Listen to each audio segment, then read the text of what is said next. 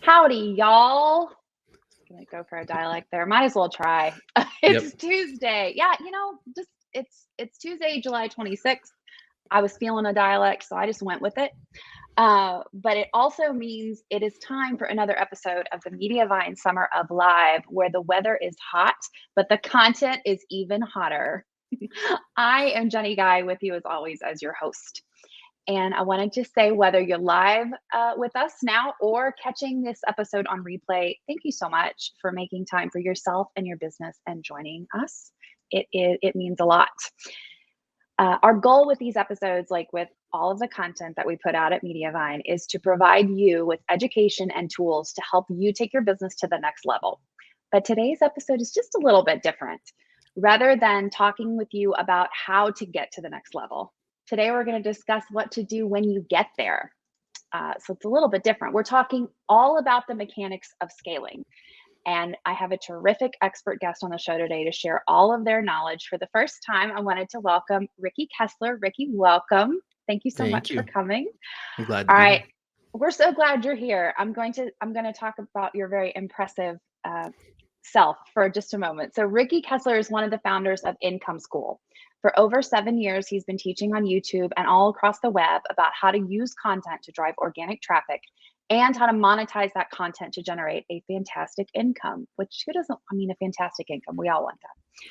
For over 3 years, his focus has included scaling that business and growing his team to increase their reach and expand their reach. So it's very exciting. Actually, I got to meet Ricky in person in Boise, and we were talking about how some of what he is facing trying to scale Income School and working in that area was the same that a lot of our publishers are facing at different phases. And so I thought it would be amazing to have him, and we're so lucky that he made time for us today. So audience, if you have any questions for myself or for Ricky, please drop those into the comments. And otherwise, I'm going to start with you, Ricky.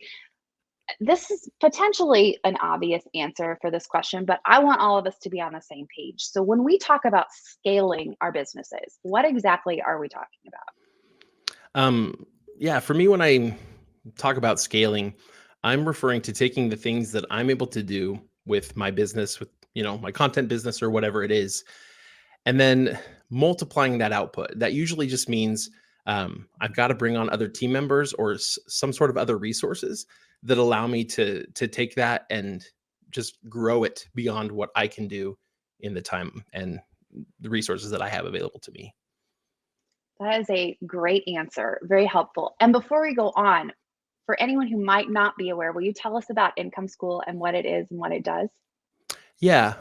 Income School is all about, our goal really is to help people to be able to learn how to generate an income for themselves, for their families, generally through an online content-based business. So we teach blogging, we teach YouTube, and essentially how we can use content to drive traffic as well as to monetize and be able to build a business that earns a fantastic income for yourself and for your family.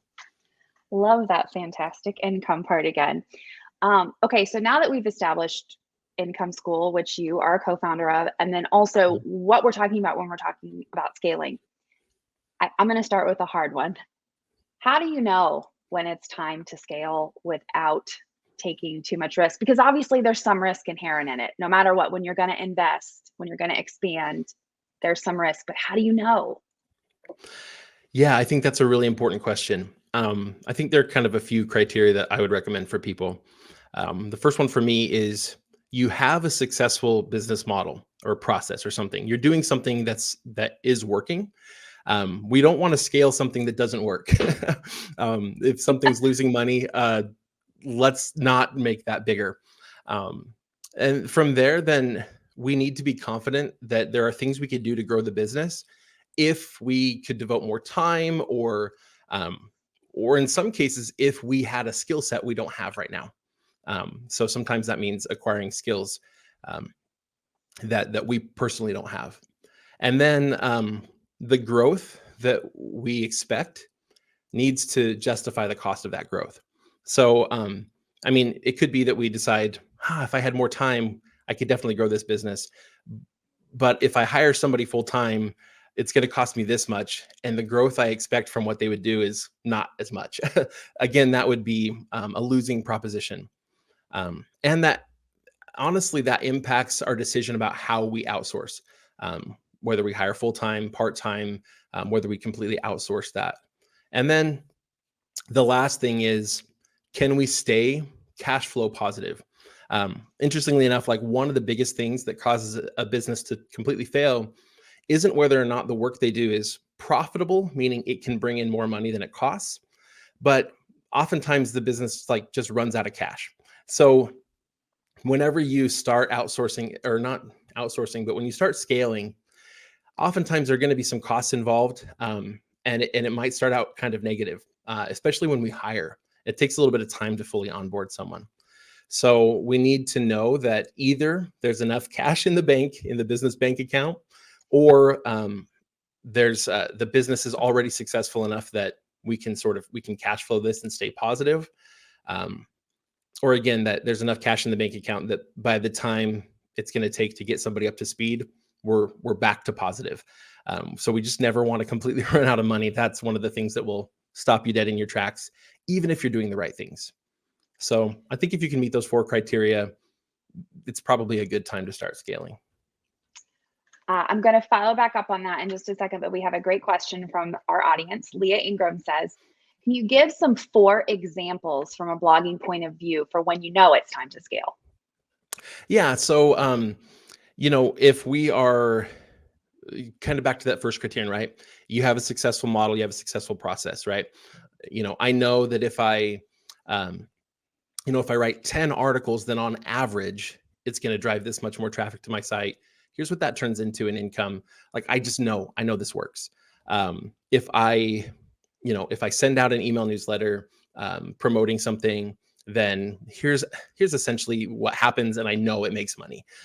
Great. But I would love to be growing this a lot bigger, or I'd love to maybe start another site.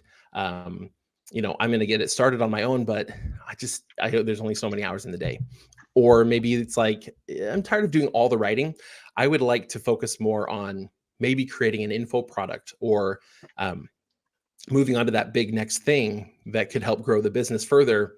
And everything I already know about writing good content, I can train somebody else to do. And so maybe I'll have them write at least a portion of the content. So again, once we're at a point where we know it's working. If you are just starting in blogging and you're like, I want to be a blogger, but I don't really ever want to write.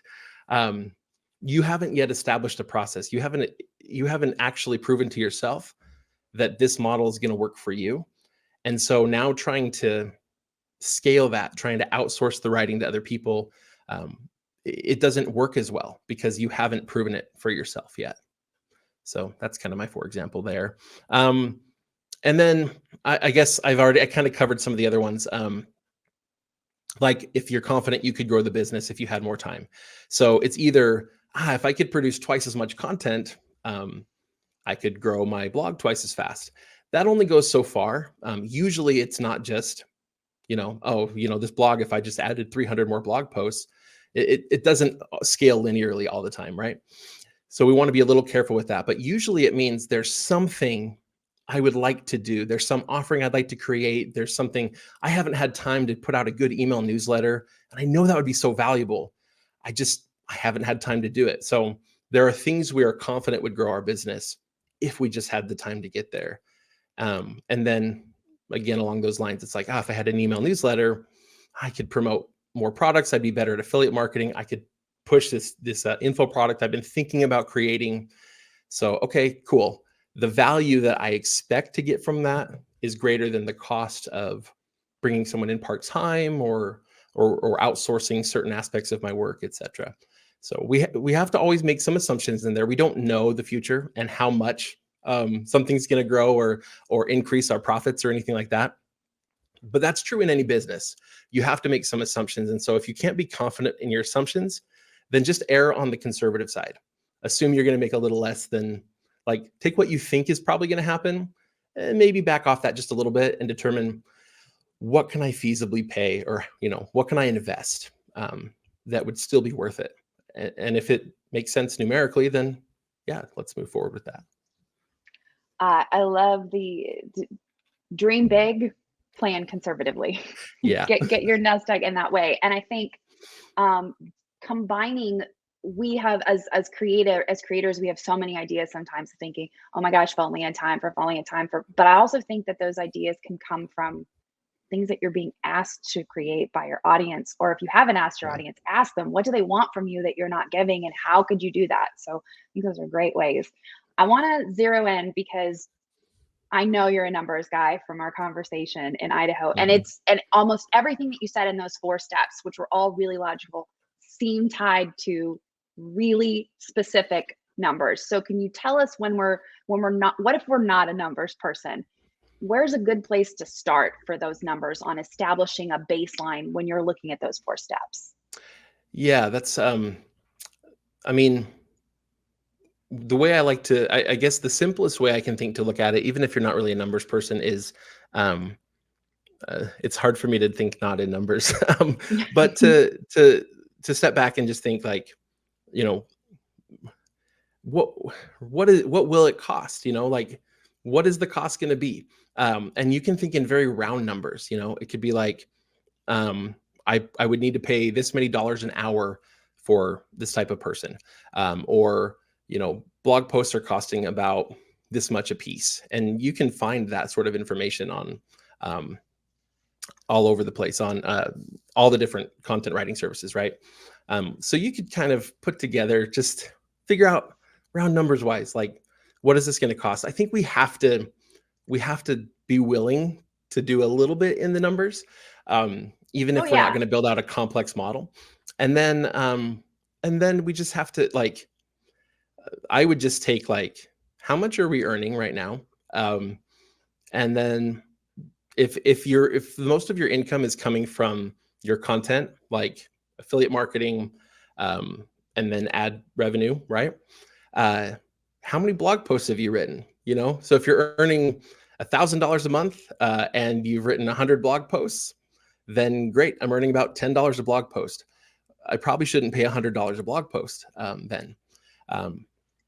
And so we can kind of start there, and just figure out if that makes sense. The cash flow one, I think, is super important, and that one's kind of hard because we do have to sort of model that. So it's like, if I have, we've saved up from our business, we have $20,000 in the bank account. I'm going to hire someone to work for me part-time. They're going to work 2 hours a day. So how much is that going to cost me per month? And so, I mean, okay, maybe that costs me $1,500 a month or $1,000 a month. If it's going to cost me $1,000 a month, great. I have 20 months that I could pay this person, as long as I'm not taking a paycheck myself yet, which sometimes is the case for us, right? But I have 20 months that until I need this person to be profitable before I'm out of money.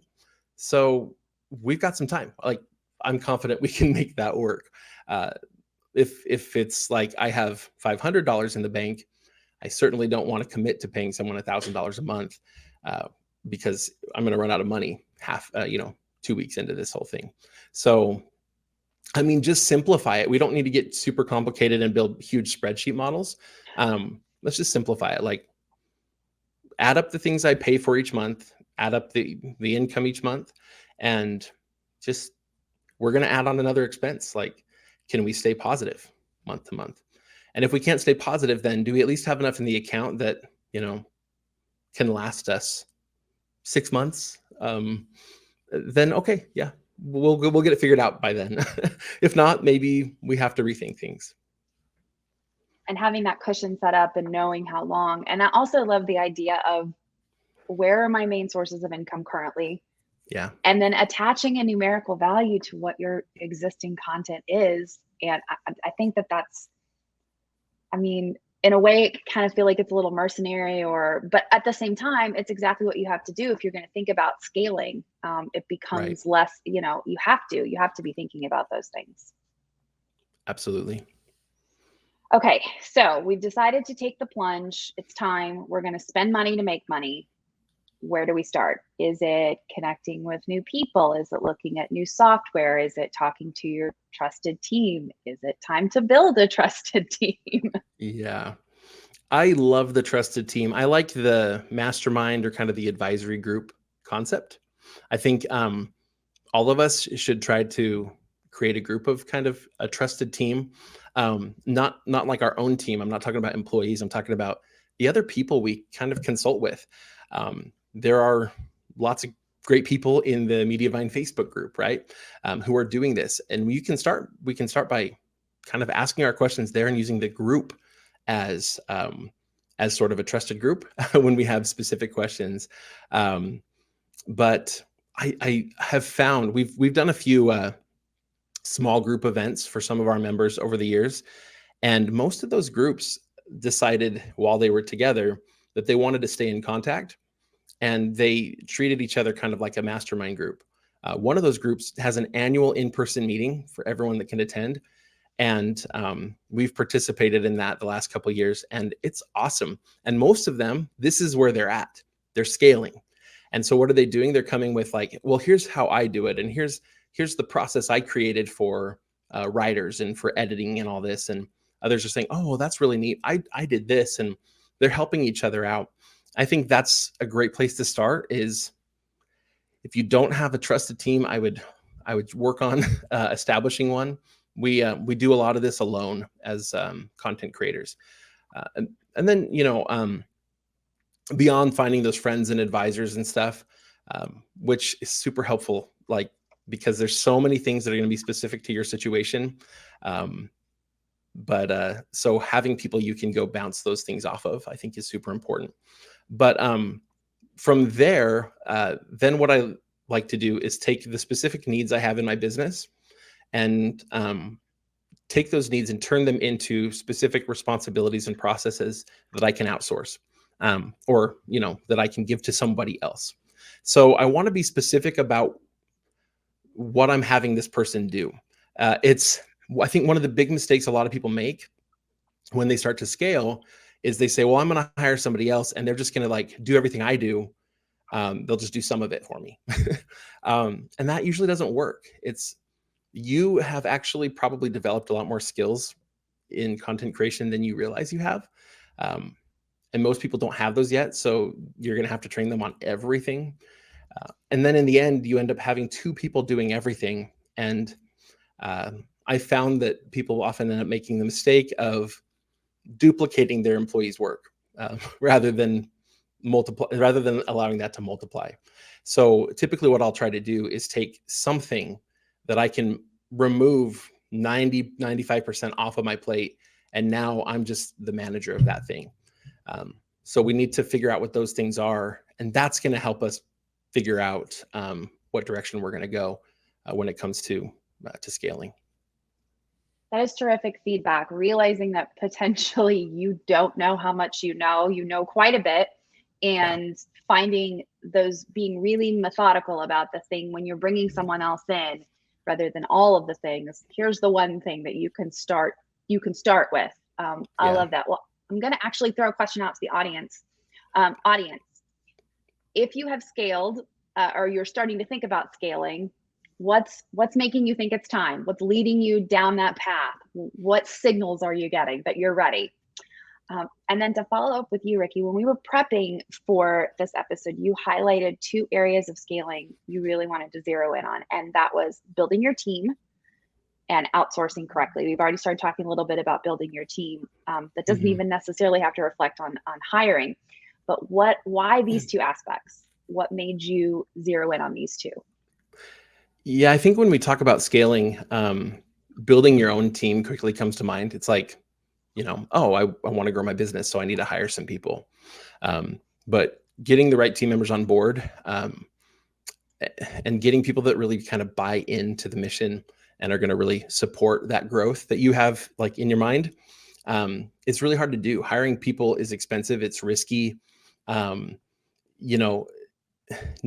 you not only have to be a content creator, but now you're also a manager. So you're actually adding an additional like skill set and job responsibility to your plate. So in a lot of cases, it can make more sense, especially at first, to outsource some of those needs that you have to someone who's an expert in that area. So, I mean, for example, like very few content creators are ever going to go out and hire their own full-time accountant or lawyer or an HR team, right? We don't even think twice about outsourcing some of those things to professionals because we don't have a need for a full-time accountant. We need one like once a year for taxes, and then someone that we can consult occasionally when we have questions. I'm selling a website. What are the tax implications? How do I structure this? And so a lot of times for content creators, we're going to reduce our risk a lot by taking some of those, other needs that we have and potentially outsourcing them first before we try to hire a team for that. So if you're thinking about scaling content creation, you might consider reaching out to one of the content writing services. There are several really good ones now that do a good job of trying to create content and do like real research and not just replicate what's already on the web. They're probably not going to be as good as you are at your niche, but there's some pretty good ones out there. And that can make a lot more sense than trying to hire a writer or even a freelancer, simply because of the amount of management it's going to need. When you outsource something to a professional or to somebody that does that, they have their process for everything. So you just like place an order and you get the content back, right? And then, you do your own editing or whatever. But as soon as you start bringing people on, you have to manage every aspect of the process. You have to train that person to do it your way. And you can, when you outsource it to somebody else, you can scale up and scale back. I can order more content or less content. We have made the mistake in the past of hiring writers and then finding ourselves swimming in content. They're writing it way faster than we can deal with it and properly go through it and get it published. And so then, what do we do? Are we cutting back people's hours? Are we letting people go? And that's a tough place to be. So it's a great way to sort of dip your feet into it. So that's why that other piece of it really hits home for me as important, is for a lot of people, finding someone to outsource to at first, especially, can be a great way to start dabbling in that without having to commit to building your own team. I think that, yes. So you're talking about freelancing, just to finding, part-timers or a freelance situation, as opposed to hiring, as you said, a full-time team member.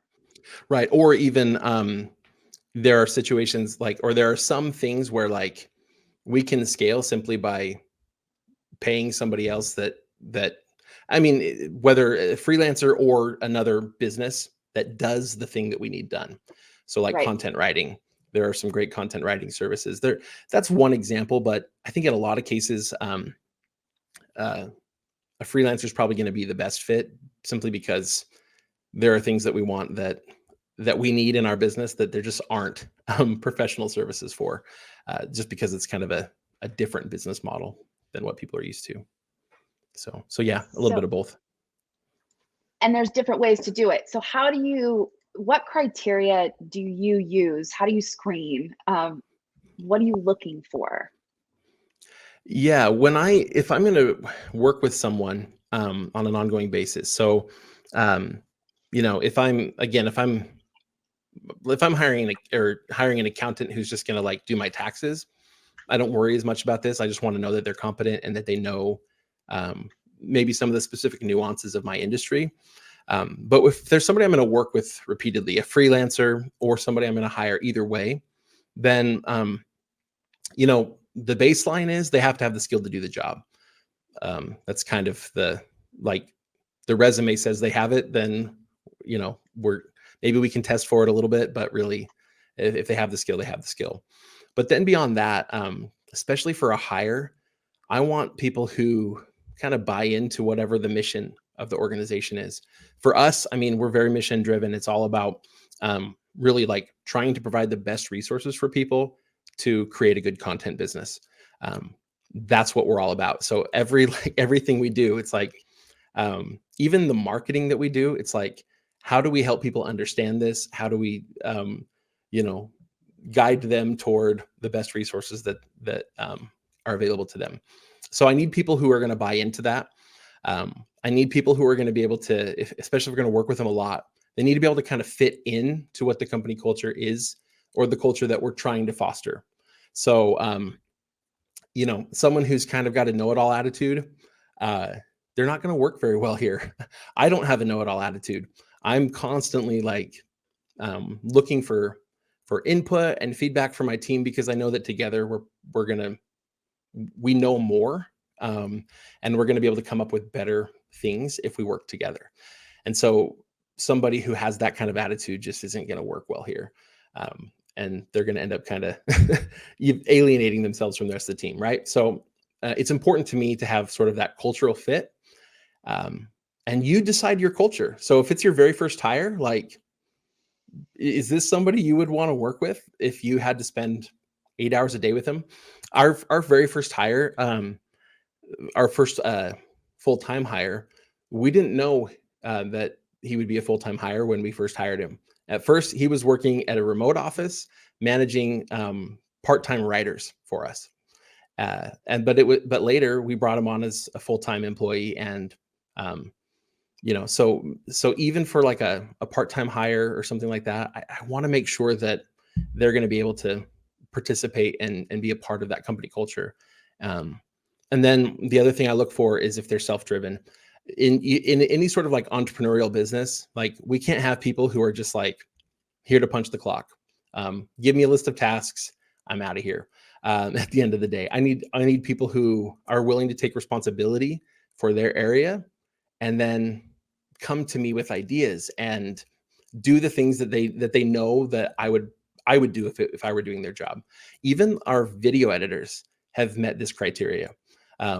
If I have to choose between a video editor that's got some really cool skills that could maybe take our videos a level higher than the other editors, but they're just going to be a total jerk to work with, I'm not going to hire them. Those are the things that are important to me. Now, it might be a little different for different people, but frankly, like, if you're going to try to grow a team, even of like freelancers, if you can't stand to work with somebody, it's going to become a problem, even if they're really good at their job. So that's why those things matter the most to me. As long as the baseline like skill that I need is there, I want somebody I can work with and that can take the mission of my organization and help move that forward. All really great tips, and also an amazing opportunity if you're establishing that what your mission is, because it could potentially be different with, if you started as a solo creator and you're posting about something you're passionate about, then you get a chance to extend that mission or pivot it a little bit when you're bringing on people and how you want to communicate and evangelize the people that you're bringing. I love that. Okay, I want to share a few of the feedback that we got from the audience on when they knew it was time to scale. We've got someone who says burnout was my signal. Good signal after the last couple of years, especially. Alistair said, everything I'm doing is growing my business well, but I know I can grow faster with more high quality content. Leah said, last summer, I hired an email marketing consultant because I knew I didn't have the skills to do email, and my time money was better spent bringing in an expert. I'm still working with her. My mailing list has grown, my traffic has grown, and my income has grown. So all those are, what else can you ask for? It's the perfect scaling. You did it exactly right. Okay. I also wanted to share this, that Julie said, Income School has a content writing service that's awesome, but Ricky is too humble to push it in an environment like this. We got you, Julie, and he is very humble and an incredibly nice man. So we'll push it for him. We got it. Fantastic. We actually had our audience is the best, Ricky, because they always ask questions that we have further down on our prep guide. So they're something we were definitely going to talk about, which now you're adding another skill. Okay.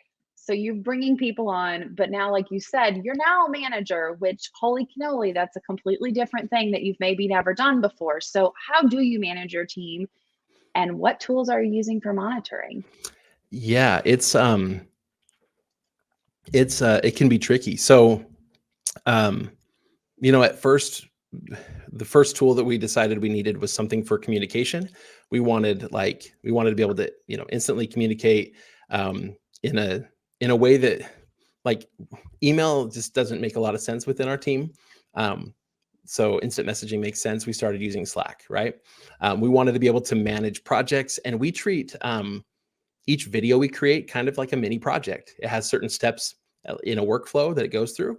So we started using ClickUp, and then um, we started doing a lot of calls and stuff, and we started doing some kind of webinar style presentations and some masterminds. So we're like, oh well, we need Zoom, and then at one point we're like, okay, we're paying for a whole bunch of different tools. Let's find one that does everything.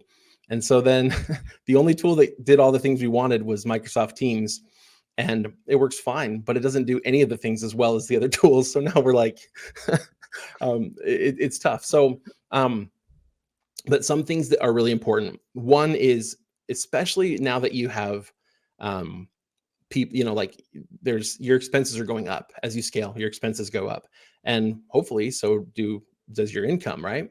And oftentimes we're adding other income streams, and so we need to keep really good track of our books, our finances. So I started using QuickBooks several years ago for that purpose, and it's fantastic. Um, it kind of works automatically with so many different other tools. They have links with so many different things that I can even my accountant I can push things to him so he can just like get it within Awesome. QuickBooks. I don't have to, it just anything I can do to simplify and automate. The end of the year comes and it's like, here, accountant, here's my profit and loss statement, and here's my balance sheet. And he Done. and done, right? Here's all the payroll information for my employees. So it's important to do that, to have your financial tracking in place. I haven't we recently, this last year, we switched our payroll to ADP, which is like a professional payroll company, and they do HR and stuff too. So now we kind of have some tools we can use for like managing like an employee's sort of progress. Historically, that's been more like, our team's so small. It's like, I know everybody personally really, really well. On a spreadsheet, I can kind of keep track of just kind of notes of things that they're doing well. If I want to promote somebody, give them a raise, I can keep track of that super easily with just a spreadsheet. But hey, now it's nice that I have a more sophisticated HR system that will allow me to better track like the goals we set at the beginning of the year. We've historically just used a spreadsheet. Like we set out the goals. This is what they are. They're something we check on every month, that our employees each, every team member has certain numbers they need to go compile and report in the spreadsheet every single month. And it's been good enough. It's been fine. So I guess maybe don't overthink it, but at some point, I found that finding a tool or a system to automate the thing that you do becomes more beneficial. So payroll, we used to do much more manually, and we would just send it all over to a bookkeeper over at our accountant's office, and they would do payroll every month. And now we've just reached a point where it just didn't make sense. So now we actually have a clock-in system. They just use an app or the computer, but so when it's time to do payroll, it's like basically automated, which is important for us because we have 40 to 50 writers who work part-time for us. So doing any of that by hand just made no sense anymore. So there are a lot of kind of tools and cheat sheets, kind of depending on what your specific needs are. I still really like for project management kind of stuff, or task management. I like ClickUp. We're now we've kind of moved back off of Teams for that, and we've actually switched to Monday, which is a pretty neat tool. Airtable is a really cool tool for that kind of stuff too. So there's some really neat tools for sort of managing those sorts of things. I'm trying to think of what else there. It feels like I'm discovering a new tool that I should have had a long time ago. Like every month, there's something else that I wish I'd had for a long time. There are so I'd many love to things hear out there. recommendations, by the way, Yeah, we would from love that. That's a people in the great comments. question. People in the audience, if there's anything that you've used as you've scaled or you use for yourself, we actually, the Yeah, Mediavine team uses Notion, and it really works well for us and is a I saw great that. way. It's super customizable. There's a bit of a learning curve, I won't lie, but once you get on board, it really does. It helps a lot. Yeah. So we're running a little bit low on time, but I wanted to check in. You've already mentioned one, but what are some of the pain points that you may have encountered? And one of the things you said already, which was, I'm going to have somebody do all the things that I do, but just some of them. And that's so not being set when you bring somebody in. Any other pain points that we can identify and maybe guard against? Yes. Depending on sort of your personality type, you're probably either going to just expect the world of people and that they're just going to understand everything the first time and give them way too little oversight and then be frustrated when they don't meet your expectations.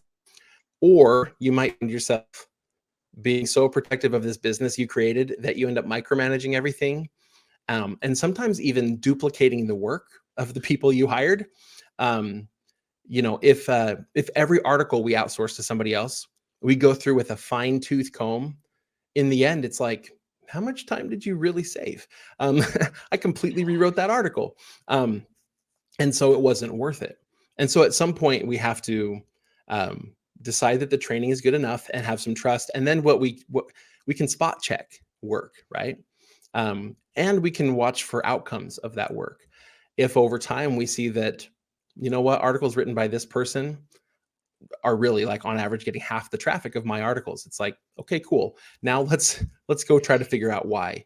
And you don't have to wait for that kind of thing to happen. Obviously, that's not a good thing, but spot checking can identify a lot of the issues just as well as looking at every blog post. So don't let yourself fall into either of those traps. People do need oversight and they need training, but they also need to be allowed to take ownership.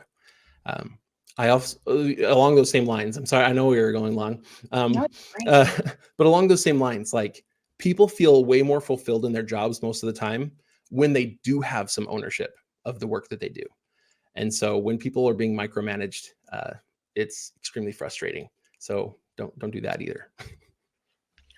And it sounds like a lot of these things have been trial and error because I think that might be the only way to learn them. I'll say that for myself. Yeah. There's been some where I've gone, well, that didn't work. So let's try something else. Yes. And sometimes you just hired the wrong person. Um, so I'm not one that likes to just fire people. Like, people say, hire slow, fire fast. Um, I like to give the opportunity. Like, I like to provide the right training. I like to, a few times we've taken someone and said, you know what, maybe this wasn't quite the right role. Maybe we can shift the responsibilities a little bit, and we found excellent fit for those people.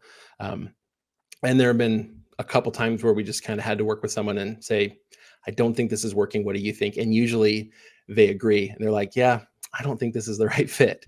And that's been fine. And so we've been able to mostly avoid the fire fast and be in the mean, in the morale destroying activities. So that's another one for you. Always a good thing. We've got another question. Thoughts on scaling methods? If the shotgun approach to content creation is more cost effective, would you stick with that or spend more for better content that has a worse ROI? And before we go on, I would love to be on the same page about what is shotgun approach to content creation in your mind, Ricky? The way I see the shotgun approach is, it's kind of like, let's take our niche and let's just write everything. Let's write an article about everything, uh, independent of maybe how much search volume or how competitive it might be. That's the way I understand it. It's not what I do, um, definitely not. But I know that there are many who do. Um, if that is, I don't know that I would say it's more cost effective. I would rather spend a little bit more for better content, as long as you're doing a good job of, if you have an established process that you have proven to yourself is working for your keyword research, or what, we call it search analysis, mostly because we're basing the content we write based off of search queries, not really keywords. But if you're going through that process, and more often than not, you're nailing, like, this is a good query, and I wrote an article for it, and on average the traffic is good, the income is good, then I feel confident with that. And I would rather pay a little bit more for people to do a good job and create something unique, and something with original value in each blog post, rather than just like, let's just get everything written, even if it's duplicating other people's content on the web, like, cover every topic. And that to me actually sounds really expensive. So I don't know that that's the approach I would take. I appreciate that. Okay. So as I said, it's hard to believe, but we've reached the end of the episode, which means it's time for action items, which is how we like to end every one. In our audience of creators, I know there are definitely people who know right now that they're ready to invest in the growth of their business. And there are also likely plenty of others who are on the fence. So what I would love is if you could recommend a couple of resources to our audience to help them either make the decision or take that first scaling step. And I'll give you a moment to think on that while I talk about our next episode. We are easing our way into August, everyone. The last month of our summer of live, which is crazy. Our next episode is Tuesday, August 2nd at 1 p.m. Eastern. We have Carl Broadbent on. He is coming to us from across the pond to talk about affiliate marketing and ads. Can they be besties, or are they natural enemies? Can they both be two viable income streams that exist together? That's what we're going to talk about, and also get his top tips for really excelling in the income stream of affiliate marketing. Carl is terrific. Ricky knows him well. He actually just had his first event in York, which we had a great time speaking at this last summer. So, Ricky, it has been a incredibly illuminating over half hour, but we would love those action items if you have them, so we can get to work and grow our businesses. Yeah, I think some good resources to check out. First of all, I'm like overdue. It's high time that we had a good, just a good resource, a good piece of content on Income School, just in the blog. We don't have it yet, so keep an eye on the blog, or if you want to join our email list at incomeschool.com/newsletter, I'll send out an email when I write that, because I think it's going to be super valuable. It's just one that we've never really covered very well on the blog. So I will do that. That's an action item for me. But some other resources, if you're looking to outsource content, speaking of our content writing service, we have contentwarrior.com. That's the service that we have. And our goal is to always, as often as possible, to do some sort of original research for every blog post. So we base the research that we do not off of just what other people have written in their blogs. And so our writers are all trained on numerous ways that they can do some outreach and find those tidbits of really unique and valuable information. If you're looking for freelancers, probably the most successful place that we've seen repeatedly has been on Upwork. There are just so many different options out there. Every now and then someone will find someone on Fiverr and then sort of bring them on as a freelancer. And so that's an option too. We've used the Pro Blogger job board as well, but Upwork's been a pretty good one for finding freelancers. Either we didn't really talk about VAs or virtual assistants, but a good virtual assistant is so worth the cost, as well as for freelance writers. And then in terms of finding that good group of people that can be sort of advisors, in our membership in Project 24, we have an awesome community and people are doing this really well. But even outside of that, there's some really good places, including the Mediavine Facebook group. I just see so many good posts in there, people that say, I'm having this issue with my website, and there's so much good feedback. There are a lot of people in there, as we're seeing in the comments here, that are doing this or have done this. And so use that resource, because people are often more willing to help than we often give them credit for. Bloggers, we tend to get this kind of competitive mindset, but there are a lot of really awesome, helpful people out there, and it doesn't hurt me at all for any of you to be successful. So those are, I guess, just a handful of resources that I think would be really good ones for people to use. We so appreciate it. That abundance mindset, it always comes back to that. It's a recurring theme on this Yes. program, that we always are talking about it, that we can lift each other up. And I think that finding that team that is cheering for you means so much when you're wanting to grow your business and taking those risks, calculated risks. Well thought out risks, but they're still risks. So everybody, this has been amazing to have Ricky. We're going to share the one sheeter with the helpful links. We'll be linking to all of Ricky's sites, as well as some places. We have a prior episode about starting a second site. We have another episode about having a VA. There's all sorts of really helpful stuff in there for you guys as you're starting to think about scaling. And Rick, you have been wonderful. We hope you'll come back. Yeah, absolutely. I'd be happy to do that. All right, everybody. Please have a wonderful rest of your Tuesday, and we will see you next week to talk about affiliate marketing. Thanks, everybody.